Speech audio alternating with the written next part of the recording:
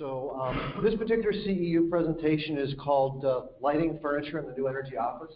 If you need something else, let us know. Just make sure you sign in put the sign-in sheet with some way for us to get a hold of you so we make sure you get the certification. As it is a CEU, we have our learning objectives stated. We're going to look at 3 strategies for lighting open office spaces. We're going to look at limitations to how we have typically lit those same spaces in our new energy conscious world. We're going to look at occupant-aligned strategies and look at highly energy conservative office lighting methods. So I don't want to read from a bunch of slides, but I do want to read these first 2. And they're definitions of high performance or a high performance building.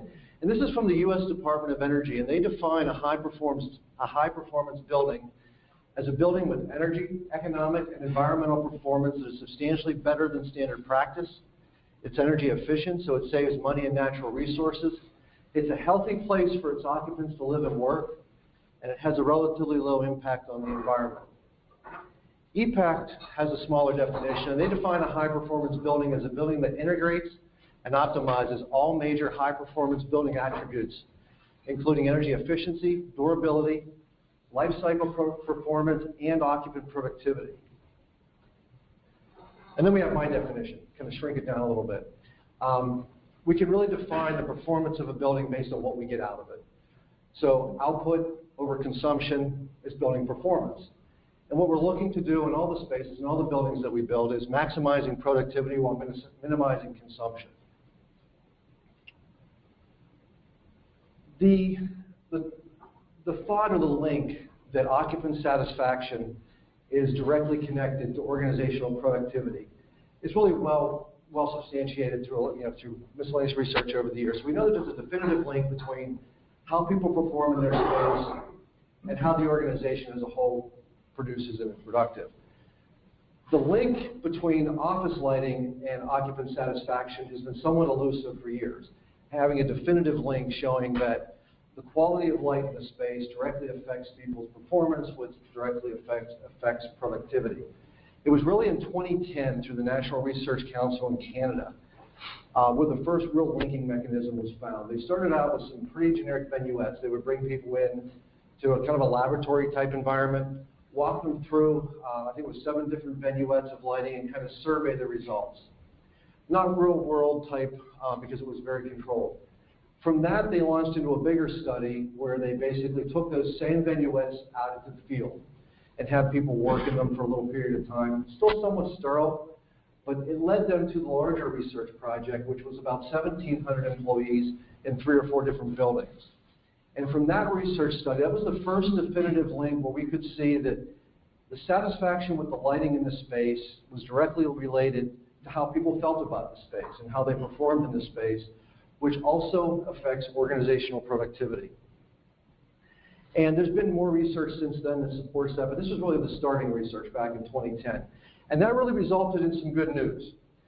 The good news was that workplace lighting quality is really linked to organizational productivity. And with all good news comes bad news. And the bad news was that workplace lighting quality is directly linked to organizational productivity. And what that really means is there are multiplying benefits if you get it right, but there are ramifications if we get it wrong. When an organization is looking to make a change, they're looking for a net positive, right? Any change that you make, you're always looking to get something out of it. You're looking to reduce costs, increase revenues. And energy projects are no different than that. When we look at what makes up the organizational cost or how it's broken down, energy is about $2 per square foot in the average commercial office space. And that's taking the entire country, kind of lumping it into a bucket and averaging it. Some are a little bit higher, some are a little bit lower, but this is the average throughout the country. Facilities and equipment equal about $20 a square foot. Sometimes the most underlooked at, or what we don't pay as much attention to, the larger green piece of the pie, is human capital. So what we have to be careful of is no matter which one of these pieces of the pie we try to attack, whether it's energy or facilities, equipment, we don't want something we do in either of those efforts to cause the human capital side to expand. We don't want to lower productivity or performance, for example, in an energy retrofit project.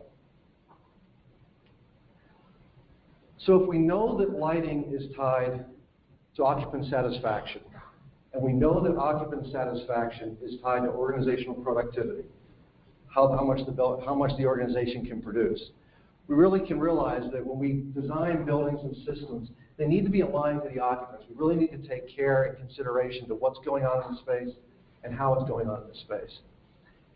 There's been a lot of, and we'll stick to lighting, a lot of lighting upgrades that could really be considered downgrades. A lot of things done for the sake of energy that don't necessarily speak to the overall productivity of what's going on in that particular space. One of my favorite slides. Less highway lighting due to energy conservation, so just drive careful. Not necessarily the best idea or the best method for saving energy. What we're really looking for is strategies that bring our energy down, that will get us to net zero, that don't negatively affect indoor environmental quality. So it's kind of an inverse relationship. Energy down, occupant satisfaction, and performance up. That's the perfect solution we're looking for. Energy down, occupant satisfaction up. So the first thing I want to look at is kind of a recap of barriers that prevent us or kind of have a negative impact on occupant satisfaction that are easy corrections. And these are things that have been out there for a while, so we all are probably already doing these, but they're good to recap. And the first is rearranging the office. We all know by bringing the offices into the core and giving the people in the open plan exterior views, we increase indoor environmental quality.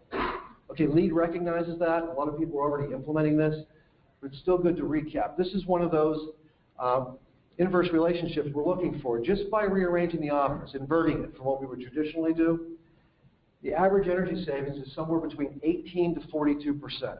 Now that's a huge range, but it has to do with your glazing, what kind of controls you implement, how the space is done. But a good energy capture and good use of natural light, and almost more importantly, it's a better place to work.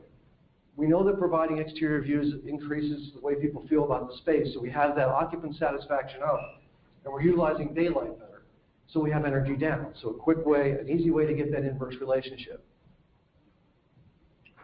Avoid dark finishes, and we certainly have all talked about this, about dark finishes absorb light, but I like to think of it as dark fixtures absorb energy. More so than light. And again, that's something we've known, but sometimes what gets missed is dark surfaces create a contrast between luminous surfaces. So whether it be a window or a luminaire, what you end up with when you have a dark finish is a stark contrast between the luminous surface and the fixture surface or the wall surface, which creates eye fatigue. So not really saying that you have to go all white, just to bring the color palette up a bit and to balance. Space on the left probably thought they were doing something good. They've got a lot of white finishes, probably a little bit too white for me, but that dark carpeting doesn't necessarily help with contrast ratios. But on the right, that nice polished concrete gray floor, if they were going whites, they balance the space out. Very nice uniformity, low eye stress. So again, improving the luminance ratios reduces eye fatigue. At the same time, it utilizes light better, so energy down, occupant satisfaction up. Avoiding shadows. It looks like your typical government cubicle. The person sitting at that particular cubicle is potentially experiencing kind of a visually stressful situation. Every time they look from that monitor up, they're going to see that shadow between the binder bin and the monitor. That's again that contrast ratio we're looking to avoid. You can solve that, put it under cabinet light underneath the binder bin, right, and kind of rebalance that luminance. But now what we're doing is we're sending the utility meter in the wrong direction. We're absorbing more energy to correct that problem. Embracing smart storage is a good way to capture and to avoid shadows, to utilize natural and artificial light better. These storage towers still give the occupant the storage they want, yet they're not blocking and creating shadows. Another method is perched binder bins. You can see they're kind of hanging over the wall of the cubicle. If it was a back-to-back cubicle, then they'd be shared. Again, we're letting natural and artificial light down to the work surface.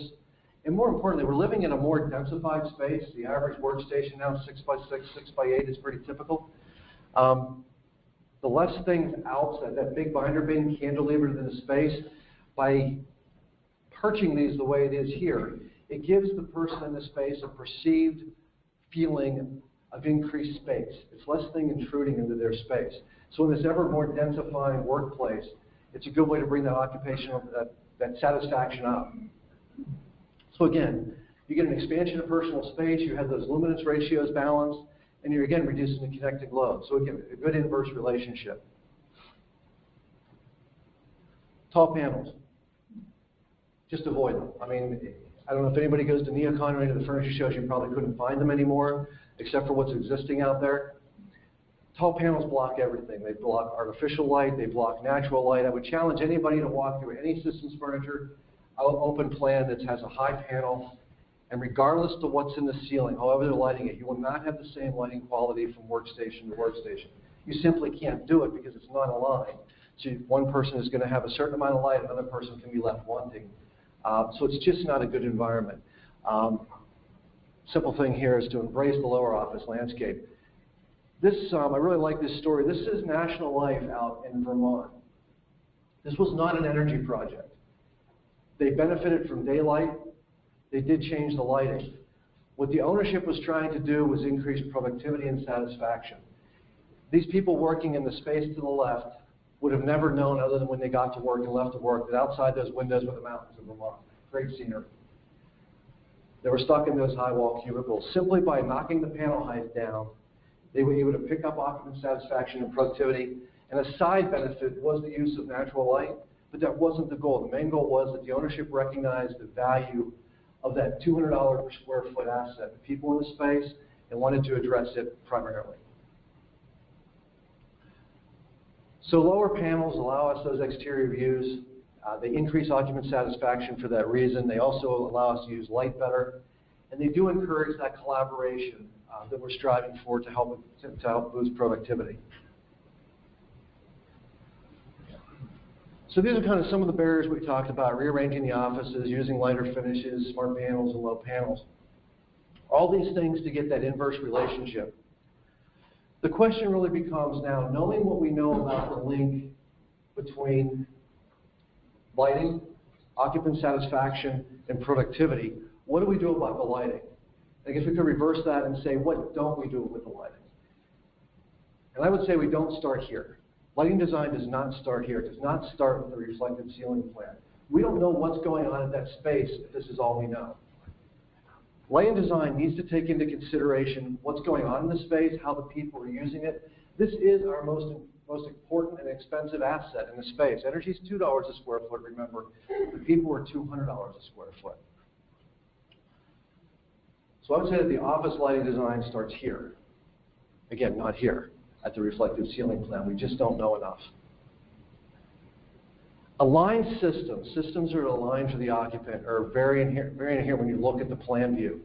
It's obvious that these systems are designed to address the lighting at the workstation. We're not overlighting in circulation areas. We're putting our foot candles in our power. We're targeting it right towards the occupant.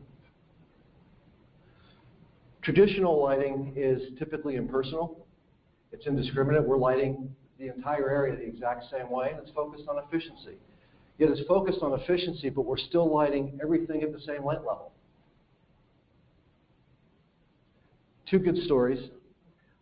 The picture on the left, the umbrella, is not there to dry off. The job is in Southern California.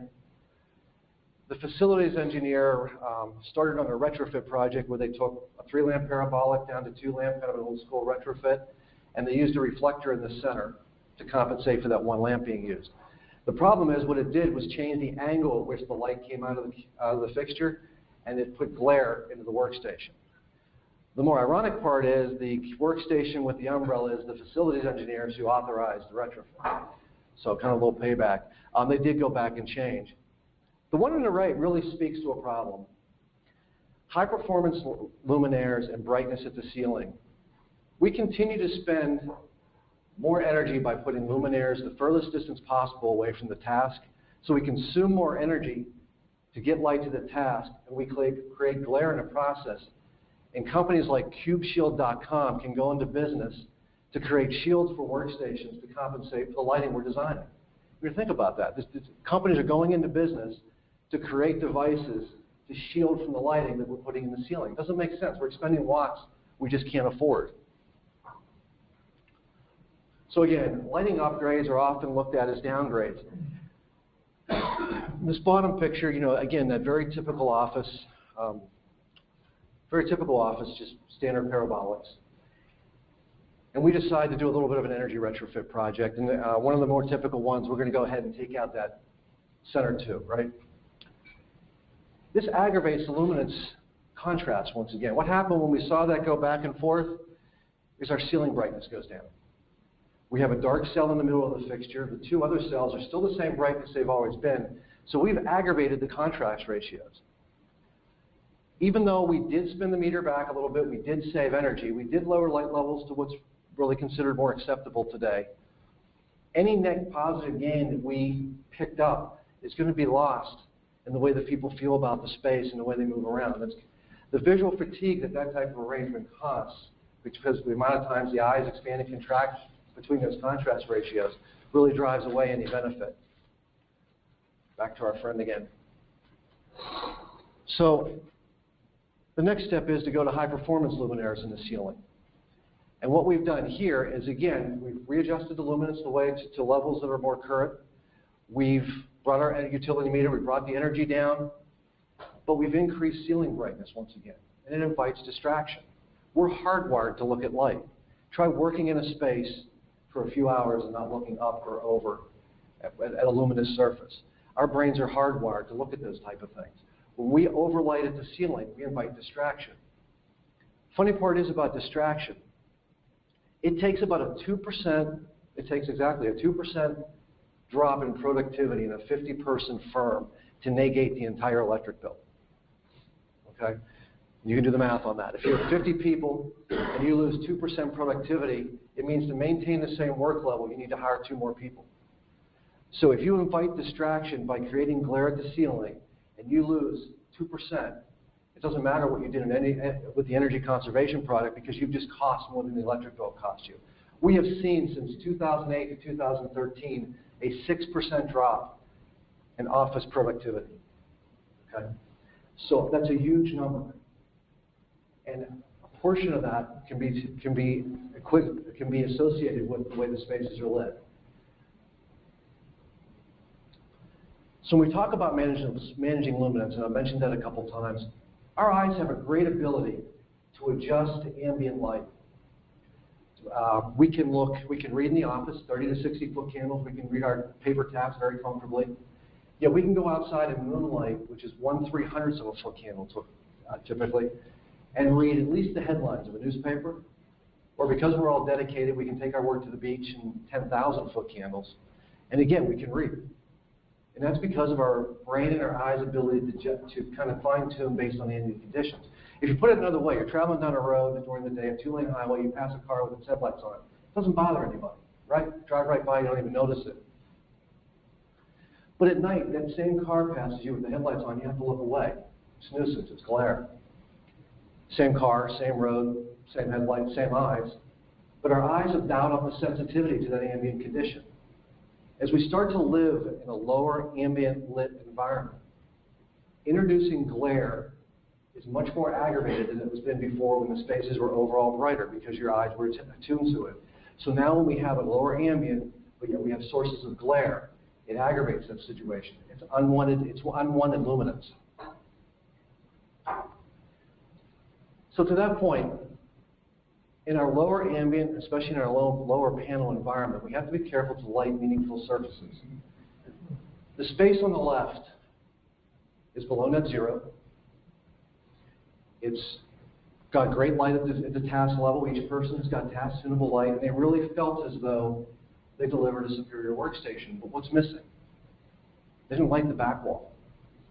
There's no longer a cubicle wall. What you look at all day is the wall. So every time you look up from your task surface to that wall, your eyes have to adjust. It's not balanced. On the right side, they've compensated for that by adding some wall wash, just to kind of rebalance that space. Those type of things kind of spin the meter in the wrong direction. They consume energy. But they are what's required if we're going to live in a lower ambient area. You can't have dark surfaces like that in the background. It creates visual fatigue. Researching that project a little bit, they actually had a massive number of people that reported migraines compared to the space they were in before, and they went back and rebalanced the space, and I haven't heard the final report of how it worked out, but they contributed it to just a lot of dark surfaces compared to their work surface. So again, we would say the traditional practice of lighting, starting with the reflective ceiling plan, is not where it should start. We're overlighting non-task areas by lighting the entire space, theoretically uniform, but if you were to walk from workstation to workstation, you would see that the light isn't uniform.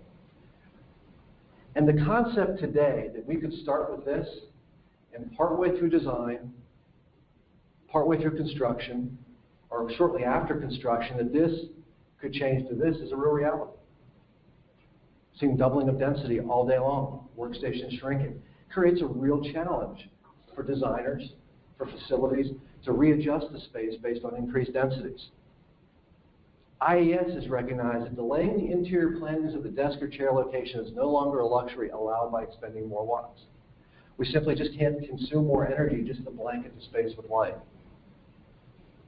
So I want to look at a couple strategies that are occupant-aligned, I prefer, as opposed to workstation-aligned. The first is a suspended workstation-specific approach. Did I say second? The first is a suspended. The second is a two-component task ambient, and the last is a single-component workstation integrated. When you look at any of these in plan view, again, it becomes very evident what they're for. They're for the people in the space.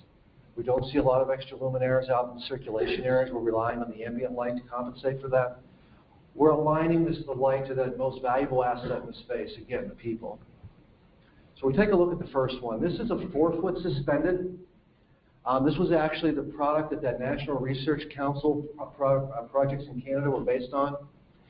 It's a single luminaire type design. It basically is suspended. It has 2 task lamps down, 1 ambient light up. The idea is when the person leaves their workstation, the 2 task lights go out, the 1 ambient light stays on. It's implemented through our normal channel, just electrical contractor installation. And since there is a luminaire per person, we're starting to introduce personal control, the ability to task tune. If I could stand on my soapbox and preach to anybody, it would be about, if you can do nothing else, give people the ability to task tune at their workstation. We have different eyes. We have different ages of people. We like to one light level.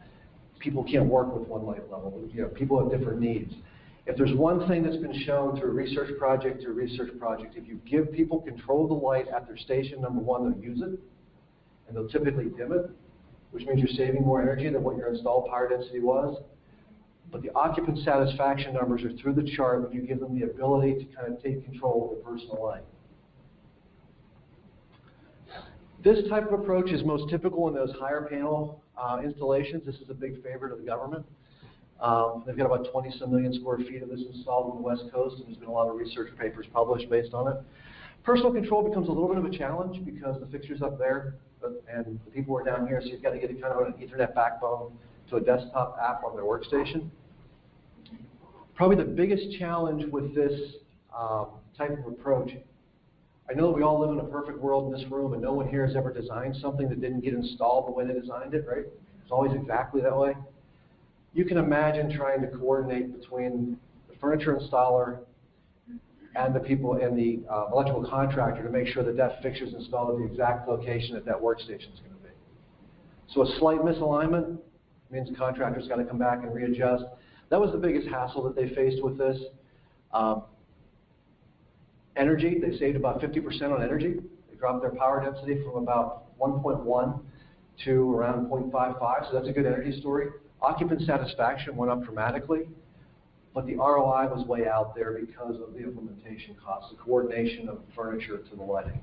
So again, a good solution for the people and the power, but not necessarily the best financial decision.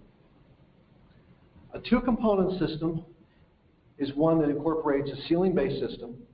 It could be linear, it could be something in the ceiling. It's going to operate at a lower ambient light level, and we're going to supplement it to task. And we're going to bring our task levels up by some sort of task light at the desk. This implementation is divided between two trays. So you're going to have furniture bringing in the task lights typically, and you're going to have the electrical contractor bringing in the overhead. There needs to be some coordination to make sure that the task lights show up so that they do have the right level of the task, and that's been a problem. And you also need to make sure that, owners spend a lot of money on ergonomics. They buy ergonomically sound chairs, they buy ergonomic tools for the people working in the space. We don't want a task light that creates a puddle of light that the people have to then kind of reach or crane or work around to get the right light. You want to light that whole work surface. You want a task light that's going to provide even illumination across a wide area. A system that moves more to a kind of a locked-in arrangement is when you have, again, a two-component task ambient, but both the task and the ambient, while separate, are located at the furniture, so they're kind of locked in. They're typically both delivered by the furniture tray. The task light, again, can be limited because we can see back here, we've got a task light that's delivering a pole of light here, but it's not able to light the entire surface. So it's important that in these type of environments that we provide enough task lighting. This does start to get rid of infrastructure. We talk about sustainability. When you can get rid of pipe wire, conduit, and ceiling, you start to see that savings not only from a financial benefit, but you also start to see from a sustainable aspect, it's good too. Ceilings can go away. And then the last is a single luminaire, which is inherently aligned. It's providing both the task and the ambient. Maintenance is relatively issue since it's slower. Again, it's well positioned for personal control. We talked about it when it was in the ceiling, about having to create that infrastructure. Now it's within arm's reach. So it becomes much more cost effective to give task tuning. We talked about it eliminating power, no different than the last one. And these type of systems, you're going to get a more expansion of task lighting, and you'll be sure that the task lighting gets there because it's not divided between two trays. Does that make sense? Any questions so far? Good? We'll look at a couple case studies on furniture integrated, and then we'll go on to Luminance hierarchy. This is a 3,700 square foot facility. This is that one with that really nice dark blue carpeting and white furniture. 260 workstations. Installed power density was 0.51. They're running at about 0.28 with their controls. And here we introduced the term Luminance hierarchy. We talked about that distraction at the ceiling. We want the work surface to be the brightest space in the room. Not the ceiling, not the wall, because we're attracted to luminance. So I don't think there's a laser, but you can tell on the work surfaces here that those work surfaces are the brightest areas. They still have the ability to task tune, but we're focusing them back at their work. I liked when I read about this, what they did. We have this dedicated person in on a Saturday, and the organization could have made a commitment, or could have made a more energy commitment, as opposed to a people commitment, by turning on just the cluster, just the furniture cluster where that one person's working. But they made a conscious decision to create an environment that was conducive to productivity, and they lit up the cluster to the left and to the right. It creates a nice island of light for the person to work, and it's a floating zone, so when they move, the light moves with them. Simple to deploy, expends a few more watts. They're already operating below at zero. So give back to that most important asset in the space. We know that it costs the most and it's most linked to your productivity. So it's speaking to the person. This is a smaller project, 60 workstations, about 5,000 square feet. This what's kind of unique here. You've got a 11.5-foot ceiling on the right, a 22-foot high deck on the other side, all being lit from the furniture. A very well-balanced space. They choose polished concrete, grays, and whites. They're not outside of a 3-to-1 uniformity ratio, so they've got good low visual stress. Their installed power density was 0.45 watts a square foot. People kind of went crazy with controls. They've got all kind of wireless controls, daylight harvesting. They're also talking to their HVAC system. So since they have a luminaire per person, they can tell if there's only so many people working, they can turn their VAB boxes back, they can turn their air back a little bit. So a little over the top, and it is Title 24, it's California, and rebates were involved. So to that point, these people really wanted to know what they were consuming. They wanted definitive, they basically separated all of their system loads so that they could monitor. And what was great to see is they're actually operating at 0.21 watts per square foot, well below net zero. And an environment here from Gensler, by chance? Anybody familiar with the Gensler scale? Anybody offended by the Gensler scale? Okay. Gensler this was a Gensler project. They rate office satisfaction, or how people feel about the space when it's done, on a scale of 1 to 80. This space scored a 79. I think Gensler's still looking out for the one person, but point being, the people were really happy in this space. It was a low financial decision. They got rid of all the copper wire, all that stuff that we talked about, but they delivered a space below net zero, below budget that people like. And that's a great way to move forward with spaces. We've seen a major move, I wouldn't say so much in Pittsburgh yet, but across the country, and I have seen it here a little bit, to benching. Very high density, 5 to 6 foot of lateral space per person, virtually no separation or screen between people. This is lit from the little stanchion-mounted fixtures here, providing, again, both the task and ambient. It's shared between 2 people, but each side is task tunable. 0.63 watts per square foot installed. They've got a total perf ceiling, which is kind of a lighting nightmare for indirect. The architects put a chilled sail over top to help reflect the light back down. This was a dolly-based system. Kind of a screenshot, very tight density of looking at the lighting from over top. This is the last one. This is kind of a great story. This is 68 workstations, about 7,000 square feet. Again, 5 foot lateral surface between. One of this, from what I understand, one of the key concerns was having more stuff on the desk. When you've got 5 feet of workspace to begin with before you bump into your partner, you don't want a whole lot of stuff stacked there. Using monitor arms to help get that monitor off the desk. A nice balance space once again. You see in the ceiling some architectural glass stones helping, but can anybody tell where the lighting's coming from?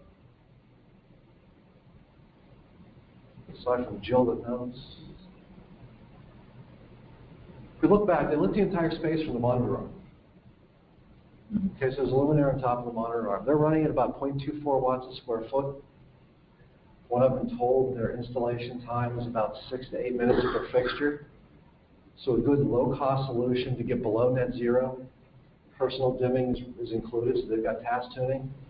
So a good way in a high-density facility to give people a little bit of control over their environment, meet net zero requirements, and not blow the budget.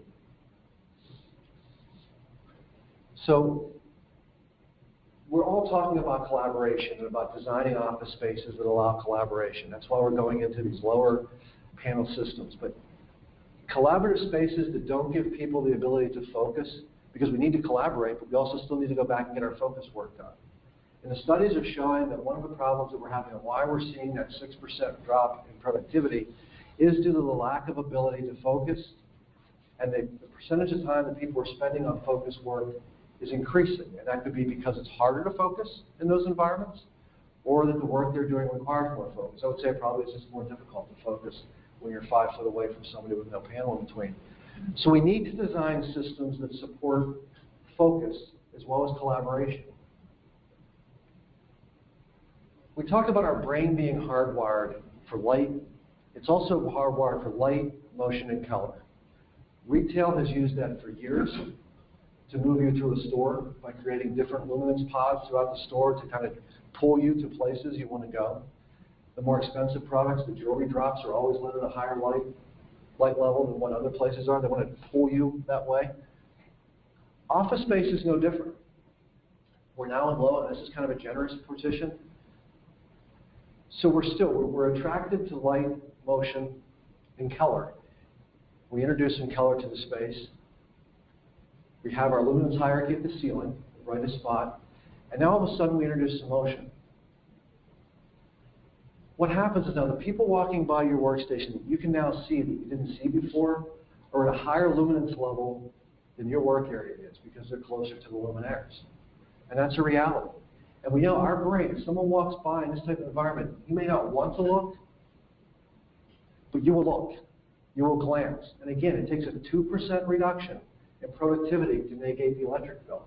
So it doesn't take a lot of distraction to a day to have a major impact on what energy savings you may have. So the idea is to get that luminance hierarchy correct, we need to take and kind of de-emphasize what's happening in the background and emphasize what we're working on.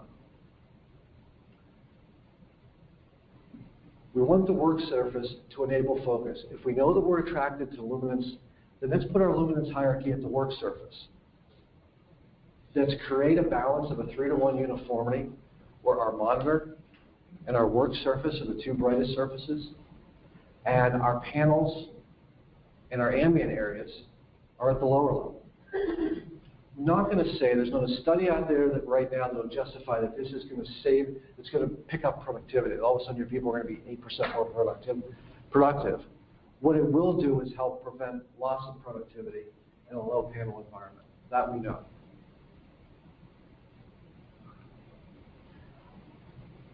There are multitudes of occupant-aligned systems. Any of them save energy. All of them have better indoor environmental quality ratings. People like them better. People perform better in them. Personal control, as I mentioned before, is huge. So it's kind of where do we go from here? We know that the way the employee feels about their space affects productivity. So we can't ignore that. We need to make sure that we address the people factor and not just worry only about the planet factor. It's highly unlikely that our workspace is going to get larger, that all of a sudden real estate costs are going to go down and people are going to start to have larger spaces to work. We're going to continue to densify, to get smaller, to get more compressed, and our energy concerns are not going to go away. We kind of need to reverse that productivity drain by making sure that we deliver a space that supports that individual purpose and not just collaboration. Make sure that the people have a way to go back and actually get the work done after they've collaborated on what they need to do. The important factor here too is we need to do this at a budget. We are budget aligned. Every project is budget aligned. Taking advantage of systems that will allow you to capture tax benefits that are less expensive to install than overhead will allow people to get to net zero, deliver spaces that occupants like. So you're resolving the energy, you're creating a place that's productive, which is why we build buildings to get work done at a cost that's at or below budget. And that's kind of the goal, getting that occupant satisfaction up, energy down at a level that everybody can afford, that's not blowing the budget.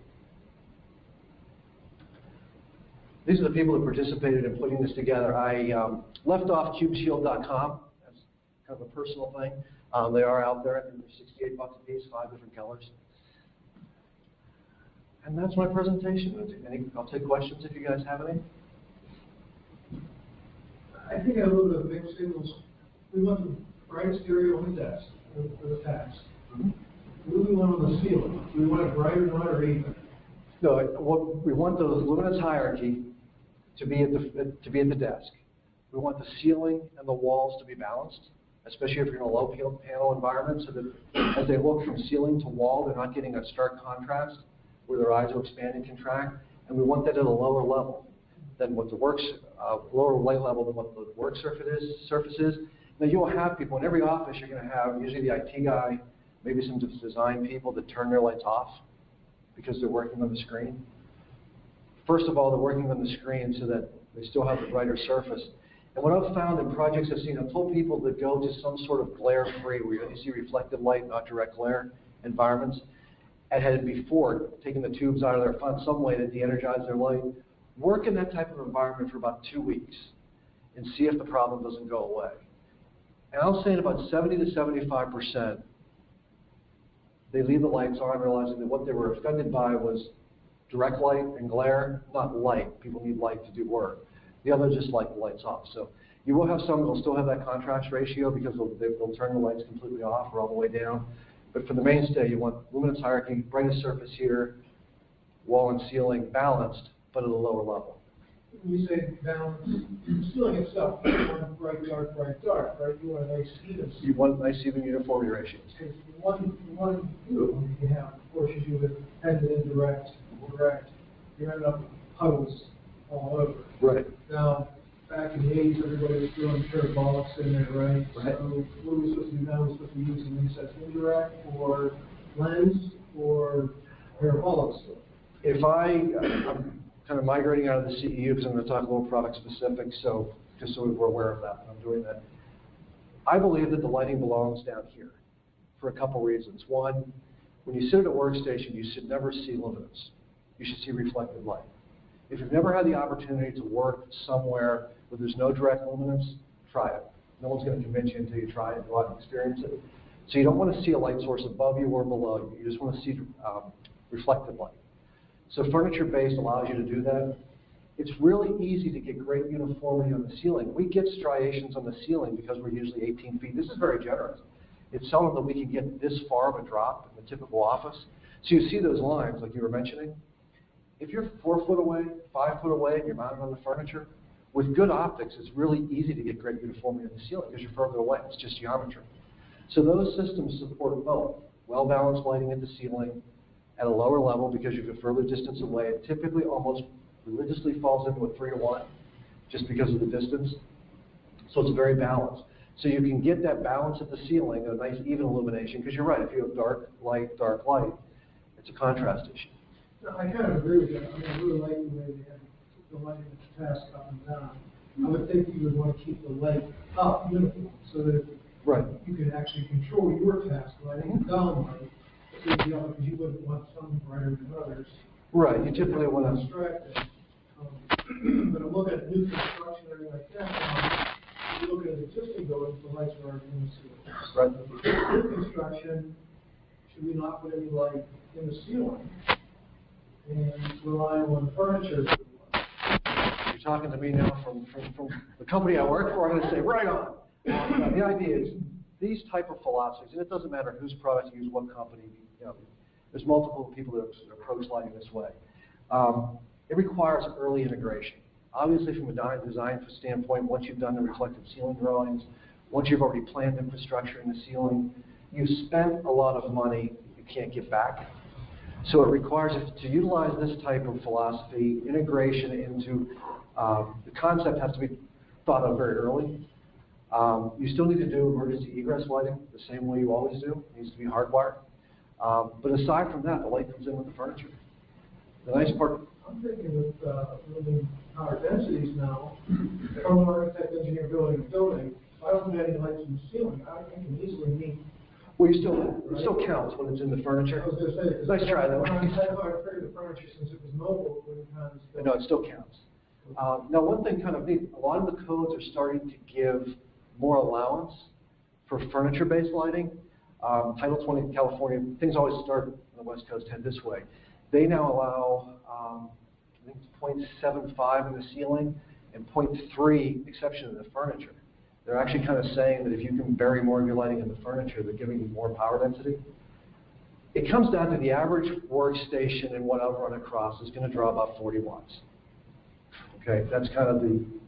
But to interact with the 40 watts, with the new technology of CFL and LED, how does that change? And the Kelvin temperature of that light. This is kind of an offshoot of that. I'm not sure I follow the question. How does? You said 40 watts per workstation. Okay. How does that? 40 watts for an LED is significantly different. Right. In conductance and a CFL. Right. Yeah, great question. Kelvin temperature is important. So that's aside right now. The 40 watts I'm mentioning is fluorescent.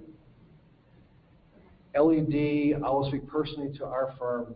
We're doing a project in Shanghai right now. The maximum allowable power density is 0.2 watts a square foot in Shanghai. Okay. So we're over here at 0.9, kind of pulling our hair out thinking, it's awful. Now that's LED.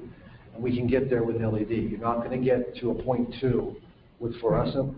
The best that we've ever done with fluorescent, which isn't bad, is about the 0.25. So that's 40 watts of fluorescent, about 22 watts of LED, to kind of give it a comparison. Fluorescence design has typically been a single lamp that provides both the task and ambient, which means you can only give the people with their work surface 50% control, because you don't want to take the ambient all the way out. LED allows you to control task and ambient separate, so it gives you that flexibility. But as far as from the design perspective, it takes first looking at, it's not that hard to do. It takes first, in the project conception, looking at density. We may not know, the owner, the client may not know what furniture system they're going to use, because a lot of times that's decided and bid well at the end of the project, but they know how many people they're going to put in the space, what their target plan is. Well, you can finish your thought. Okay. So we know how many people are going to go in. Consequently, since these are aligned to the occupant, we can look at what wattage per person we can afford or we want to target. And then it evolves kind of into a stacking plan. And then really the furniture type or selection is usually done a lot later in the process. But you can allocate watts, which you have to do based on density. And it would be nice if it was all exempt, but you still have to allocate it, in the design stage. So, does that answer your question?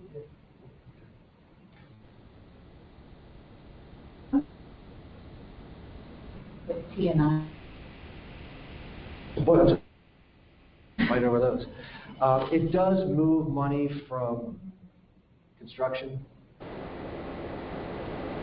Government, that's a real disaster because those two people don't play well together at all. It took me 3 years, 3 words in the federal document around. But yeah, it does require a shift of funding from one to the other. The nice part is when you factor in, and we won't sit here and talk about specific dollars, but just imagine, anybody from Graybar here? Okay, we can offend Graybar. Imagine Graybar electrical splats is delivering to a job site, less pipe, wire, all that stuff. Amazing infrastructure.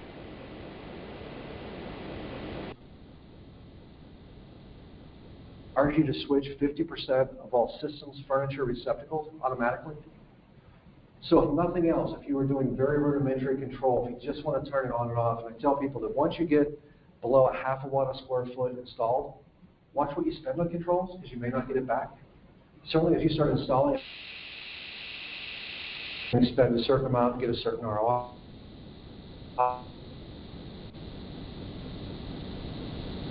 Already hit certain levels, but depending on what the controls cost, you'll never get that money back. Did I answer your question? Yeah, I guess it's probably a conversation you need to have up front when you're even looking at a lease, if that's the way you know you're going to go into a space. I'll give you a good lease story because I was, leave the GSA out of it because that was a nightmare. We use a commercial customer. Facility in a 15-story tower in Manhattan, a lease space, Fitch Ratings was the tenant. Could not understand why the landlord was pushing back so much. Okay. They didn't want the furniture, the lighting coming in with the furniture that the tenant was providing, and the tenant wanted money back because they were providing the lighting, right? So I sat down with a real estate professional to kind of learn real estate because certainly wasn't a strength that I have. One of the first misconceptions that, and I'm talking about Class A office space, that a landlord has is when the tenant comes in, when a landlord is renovating for a tenant, TI, the tenant's actually using their own money to renovate the space. It's that magic money that comes back and forth. But when that tenant moves out, the landlord gets free stuff. Okay? They get stuff in the space. They get a lighting system. They get things that they can use for the next tenant. That was one of the roadblocks until we went back and asked, how many times do you not renovate in a Class A space when one tenant moves and another tenant moves out? And the number that was brought back to me was 1% of the time. A simple ceiling tile change out. It is they're going to keep all their existing luminaires, they're just going to shuffle them to meet the new wall alignments, and you've got to change out 500,000 square foot of ceiling tile. It's much better to lease a clean space, and much greener to lease a clean space, and get a clean space back than to have to renovate. So that was the first hurdle that we had to explain to the landlord. It was really a financial benefit to them at the end of the lease.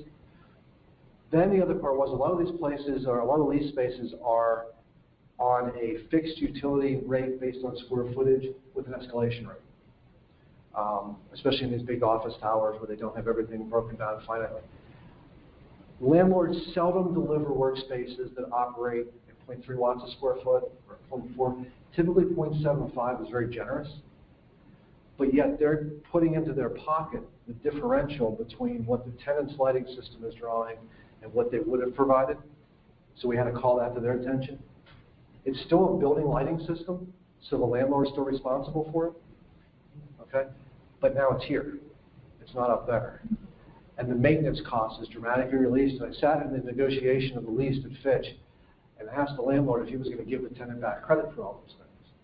And once they realized that it comes down to there has to be a benefit to the landlord, And once they saw those benefits and that it wasn't costing them, I don't know if there was a lot of benefits to the landlord. It was very slanted to the landlord in the way of the energy cost, the maintenance, and the clean shell. But those conversations have to happen. Otherwise, landlords will push back because, number one, they don't understand, and number two, they're used to getting things left over at the end of the lease, which they think have value.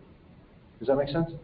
Yeah, that was a lesson to us to learn how that conversation has to happen. Okay? We tell tenants that are negotiating a lease, negotiate in getting some money back for those lower utility rates, negotiate some money in for the lower maintenance rooms so that they can have some benefits to that. I'm sorry, she was first. 7 years. Yeah, that's, we have another presentation that we do for the IFMA show, and I don't do it because it would make my head explode, but we have a team that does ROI analysis that's much deeper. We talk about ROI, we should really talk present value, but anything portable with 7-year depreciation makes the CFOs usually pretty happy. So that usually adds a big number to the bottom line. And the advantage is it's less expensive without any of that, but that's just an added benefit, of using something portable. Well, it's one like trade too, right? The furniture will be installed. The electrician still needs to provide the power and the width to the furniture, just like they normally will. They need to provide their egress lighting, but the lighting fixtures, except, go back now, lighting fixtures are typically in all municipalities installed by the furniture trade. In New York, in Chicago specifically, the electrical union has to plug them in. Okay, now if you put a task light on your desk in New York, a union electrician has to come and plug it in. It's the way that union is.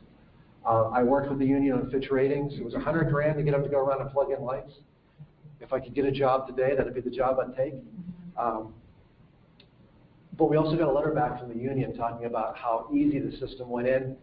When you talk to, I did a local union talk on this type of system, wasn't a CBU. You can imagine the first thing they got offended because it's billable hours. It's pulled out of their profit. And there was a lot of apprentices in the room, and that was the main audience, but there was also principals and firms there that recognized that speed of delivery is important, how quick they can get from one project to the next, and profitability is more important than quantity. It's not how many hours you bill, it's how much profit you make per hour. So, the principals of electrical firms can understand it. Talking to the people doing the actual work, they can sometimes get a little offended by losing those hours because it is a reduction in hours. So one of the questions that creating this co-working space, that's so obviously you're running out of that space, you need a whole lot of flexibility, a lot more turnover than the conventional trend. So on the desk-mounted lighting systems, what are the options for retrofitting with whether it's existing cubicles or existing tables? I mean, does it have to be married to a space or a particular system? Good question. I'll speak to our product, and I think I could speak for my competitors, even though they wouldn't want me to. All of it works with any furniture system. It has to. For ourselves, we're still 100% U.S. in West Haven, Connecticut. So when we come across a furniture system where when Steelcase or Knoll or Herman Miller introduces a new system, that we have to design a different attachment to, it's just designed and implemented. But it's agnostic. And I think, I'm pretty sure all my competitors do it the same way. There's no cost differential between attaching to Steelcase, Knoll, Herman Miller, any of it. There can't be. Otherwise, it becomes too confusing for the people purchasing it. What about like an open stanchion mount? Yeah. Yeah, I have some great. Matter of fact, this is the new furniture system. We're actually going back to where we were. If you look at old furniture shots from the 70s, this is what we worked in. It's becoming one of the more common ones. So what's nice is the benching system is really two of these pushed together, when you think about it. What I like about benching with regard to lighting, I don't know whether I want to work at a bench, is that one stanchion, one luminaire serves two people. A panel system, one luminaire serves one person. So obviously when you have one fixture for two, cost goes down. Right? If you're at a single laminated surface, you're usually using something that's stanchion mounted and clamped on. We don't want to really drill into anything, in any furniture. Very simplistic and probably the most trending towards the most common furniture right now is something like that, a flat surface. So are those hardwired or are you really Cord and plug. cord and plug. There's different municipalities. Fairfax County, for example, requires that a tag be put on a receptacle, do not unplug, part of the lighting system. Everybody in this business puts that on automatically. There's one municipality in Irvine, California, that requires the world's goofiest cord lock. And all it is the thing that's self-adhesive, and the cord kind of wraps through it, and it basically says, this is unplugged, we know you did it on purpose. It can't come out by accident. It's something not a lock, because it's still a disconnect means by the NEC, so it's got to be readily unplugged. But when you do talk about a high churn space, a space that moves around, we always want to talk about the occupant first. If we make sure that the occupant has what they need and allow the ambient to fill, because we've had that greater distance, but we always want to start here. So in a high space, a high churn, I'm working on Riot Games right now, which is a really interesting project. It's software designers and they work in a surface like this, only smaller. It's probably about this big, and it's all the computer is all built into it. And they work in teams. So today you might be working with these two people beside you, but tomorrow you may be working with the two in the back. And you wheel your desk to wherever you are, so they take their lighting system right with them. And we're seeing a lot of this hoteling, a lot of this portability. So make sure that the people have what they need first, and worry about the ambient sector. I mean, again, it always frustrates me when we worry just about energy, and energy is such a small portion of the capital expense of the space. Any other questions?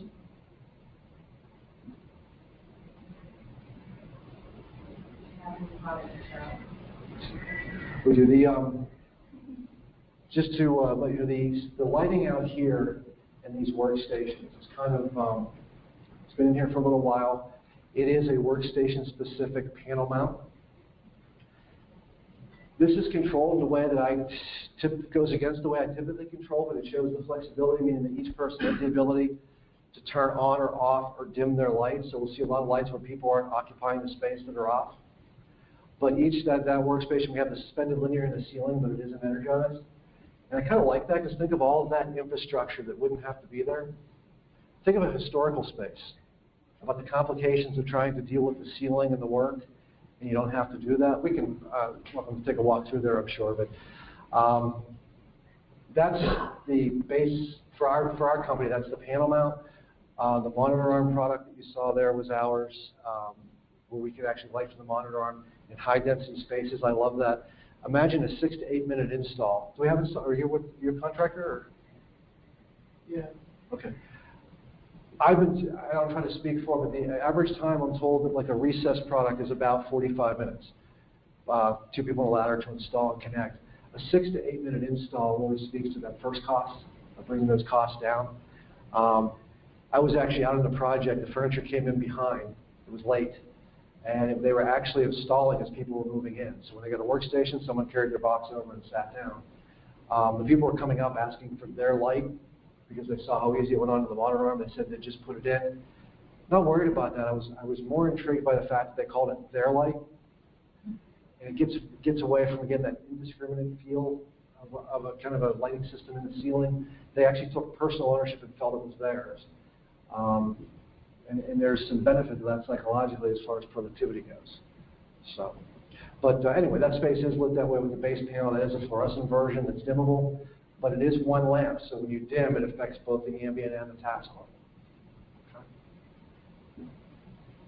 So the LED lighting put off a lot of heat. I've heard that both ways.